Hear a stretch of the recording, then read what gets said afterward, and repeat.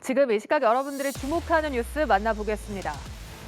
튀르키예 당국이 대부분의 지역에서 구조 작업을 끝냈다고 밝혔습니다. 현재 피해 지역 11개 주 가운데 2개 주에서만 구조가 이루어지고 있습니다. 지난 6일 튀르키예 동남부와 시리아 서북부를 강타한 지진으로 사망자가 4만 6천 명을 넘어섰고 튀르키예에서만 100만 명 넘는 이재민들이 임시 대피소에서 생활하고 있는데요. 미국은 튀르키예와 시리아에 약 1,300억 원을 추가 지원한다고 발표했습니다. 김지수 기자입니다. 튀르키예 동남부와 시리아 서북부를 강타한 지진의 사망자가 현지 시간 19일 전날보다 소폭 증가해 4만 6천 명대를 유지했습니다. 튀르키예 지진 사망자 4만 600여 명에 시리아 측 집계 5,800여 명을 합한 겁니다. 유엔은 10년 넘게 내전 중인 시리아에서 사망자 집계에 시간이 더 걸릴 것이라고 밝혔습니다. 튀르키예에서는 피해 지역 11개 주 가운데 9개 주에서 구조 작업이 종료됐으며 진앙 지역인 카흐라만 마라쇼, 피해가 제일 심한 하타이 등 2개 주에서만 구조가 이뤄지고 있습니다. Yine de bir ay sürmesini istiyorduk biz yani. Bir ay devam eder diyorduk yani. Bir ay yetseydi yani hiç bari insanlar tamam ölmüş olabilirler, şey yapmış olabilirler. Hiç bari cesetlerine yetişirler de bir mezar yerleri belli olurdu yani bu insanların. 지난 6일 최초 강진 이후 여진은 모두 6,040회로 집계됐습니다. 이 중 한 번은 규모 7.5에 달했고 규모 5에서 6 지진도 40차례나 됐습니다. 튀르키예에서만 100만 명이 넘는 주민들이 임시 대피소에서 생활하고 있습니다. 한편 추가 구조 소식은 들려오지 않고 있습니다.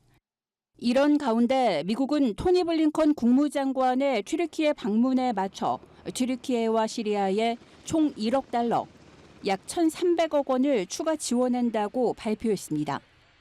This is going to be a long-term effort. When you see the extent of the damage, the number of buildings, the number of apartments, the number of homes that have been destroyed, it's going to take a massive effort to rebuild.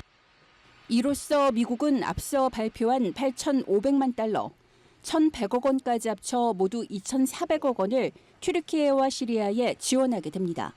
연합뉴스 김지수입니다. 지난해 12월 5명이 숨지는 등 61명의 사상자가 발생한 경기 과천 방음터널 화재 사고 기억하십니까?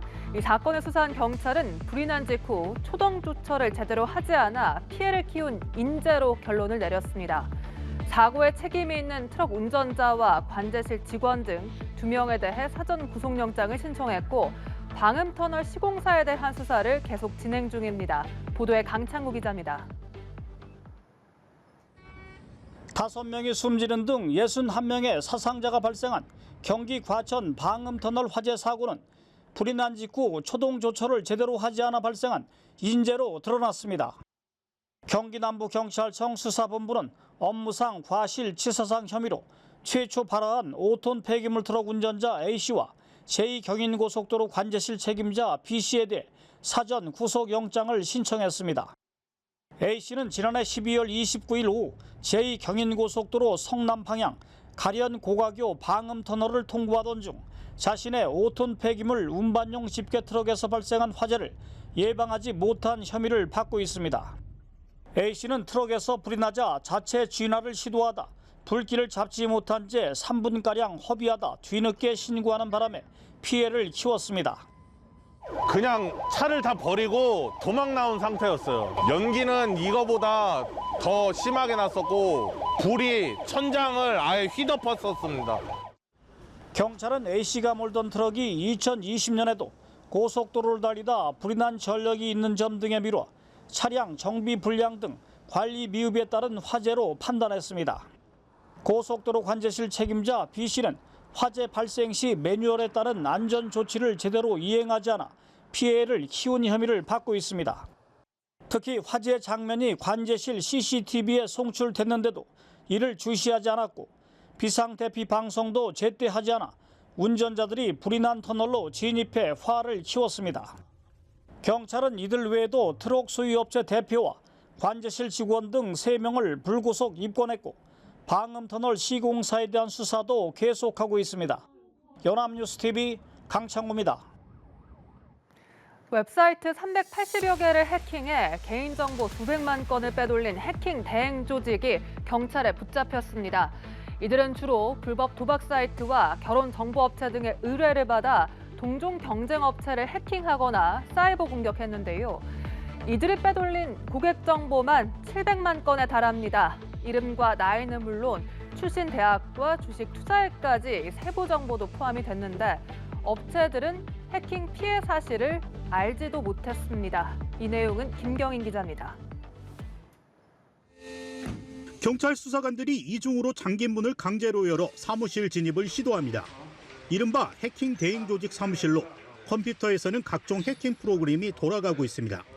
정보보호에 관한 법률 위반 혐의로 체포하겠습니다. 이들은 2020년 8월부터 의뢰를 받아 385곳의 웹사이트를 해킹해 700만 건의 고객 정보를 빼냈습니다. 대상은 주로 경제 전문 언론사, 결혼 정보업체, 주식 투자 사이트 등이었습니다. 빼돌린 정보에는 이름과 나이는 물론 출신 대학과 주식 투자액까지 세부 정보도 포함됐습니다. 의뢰비는 피해 업체의 보안 수준과 규모 등에 따라 한 건당 100만에서 500만 원을 받았습니다. 이른바 고객은 SNS 익명 채널을 통해 모집했습니다. 빼돌린 개인정보 일부는 재판매한 것으로 조사됐습니다. 의뢰자는 대부분 동종업계 경쟁사들로 피해 업체들은 해킹 사실을 알지 못했습니다. 자기들 영업에 활용하기 위해서 의뢰를 하기도 하였고 그 회사의 신용도가 낮아지고 그래서 상대적 반사적 이익을 얻기 위해서 이들 조직은 3,500억 원 규모의 불법 도박 사이트를 운영하면서 해킹을 시작한 것으로 드러났습니다. 당초 경쟁 도박 사이트를 대상으로 해킹을 하다가 해킹 대행 조직으로까지 발전한 겁니다. 경찰은 총책인 48살 A씨 등 7명을 구속하고 5명을 불구속 입건했습니다. 경찰은 해킹 대행 조직이 운영한 불법 도박 사이트와 해킹을 의뢰한 업체들에 대해서도 수사를 확대하고 있습니다. 연합뉴스TV 김경인입니다. 서울시가 남산 1-3호 터널의 혼잡 통행료를 당분간 받지 않기로 했습니다. 남산 터널 혼잡 통행료는 27년째 2,000원으로 유지 중이었는데요. 남산 터널 외 도심으로 향하는 다른 도로에는 통행료를 받지 않아 형평성 문제가 꾸준히 제기되어 왔습니다. 2개월간 통행료를 면제하고 이 기간의 교통량을 분석해 폐지 여부를 결정한다는 방침인데요. 사실상 폐지 수순이라는 관측이 나옵니다. 이 소식 박상률 기자입니다. 남산 1-3호 터널을 지나는 차량들이 속도를 줄이며 멈춰섭니다. 서울시가 징수하는 혼잡 통행료를 내기 위해서입니다. 하이패스도 없어 갑자기 멈춰설 수밖에 없는데 남산 1-3호 터널이 상습 정체 구간으로 꼽히는 이유입니다. 남산 터널 혼잡 통행료는 지난 1996년부터 2,000원으로 27년째 유지 중입니다. 남산 터널 외에 도심으로 향하는 다른 도로에는 통행료를 받지 않아 형평성 문제가 꾸준히 제기됐고 최근 서울시 의회에서는 통행료 징수를 폐지하는 내용의 조례안이 발의됐습니다. 서울시가 당분간 이 통행료를 받지 않기로 했습니다. 다음 달 17일부터 4월 16일까지는 도심에서 강남으로 향하는 방향을 면제하고 4월 17일부터 5월 16일까지는 양방향 모두 면제합니다. 시는 정책 효과를 살펴보기 위한 일시적인 면제일 뿐 통행료 폐지 수순이 아니라는 점을 강조했습니다. 가격에 의한 수요 관리 정책으로서 효과가 좀 반감된 부분은 분명히 있고요. 폐지 수순이 아니라 폐지, 유지, 강화 다 보겠다는 겁니다. 서울시는 통행료 면제 기간과 지난해 같은 기간을 비교해 6월 중 분석 결과를 발표할 계획입니다. 시민 의견 등을 수렴해 연내 남산 1-3호 터널의 혼잡 통행료 정책 방향을 결정할 방침입니다. 연합뉴스TV 박상률입니다. 물건을 주문하고 택배로 받을 경우 같은 도시 안에 있는데도 길게는 사나흘씩 걸리는 경우가 많죠. 정부가 전국 1시간 물류 배송 시대를 열기 위한 택배 시스템 구축에 나섭니다. 드론과 로봇 배송 등을 활용하는 건데요. 또 2027년까지 지하철을 활용한 물류 배송 체계를 만들어서 시내에서 트럭이 아닌 열차 기반 운송 체계를 만들 계획입니다. 자세한 내용은 김장현 기자가 전해드립니다. 드론에 실린 피자가 하늘로 날아오르고 잠시 후 배송지인 공원에 내려앉습니다. 문 앞에 도착한 자율주행 로봇이 주문자에게 택배 물품을 건넵니다. 이처럼 배송 드론과 로봇의 사용 범위가 확대되자 정부가 2027년까지 드론과 로봇 배송으로 전국 1시간 물류 배송 시대를 열기로 했습니다. 우선 첫 번째, 차세대 물류 서비스의 조기 구현입니다. 로봇 배송은 26년, 드론 배송은 27년까지 상용화하겠습니다. 드론과 로봇 배송의 중간 거점인 물류센터는 현재 교외 지역에 있는 택배사의 거대 물류 거점과 달리 도심 안으로 들어오고 상업과 주거, 문화시설이 함께 건립됩니다. 서울에는 양재동과 신정동 등 3곳, 충북 청주의 1곳 등 4곳의 도심 물류센터를 조성해 배송 비효율을 없애는 겁니다. 최종 배송지 인근에는 소규모 주문 배송 시설 입점을 허용해 전통시장과 동네 슈퍼 등 골목 상권도 이용할 수 있게 합니다. 물류 거점을 가까이 만드는 동시에 인공지능과 빅데이터로 인근 지역 수요를 미리 예측해 주문 즉시 배송하는 체계를 갖추게 됩니다.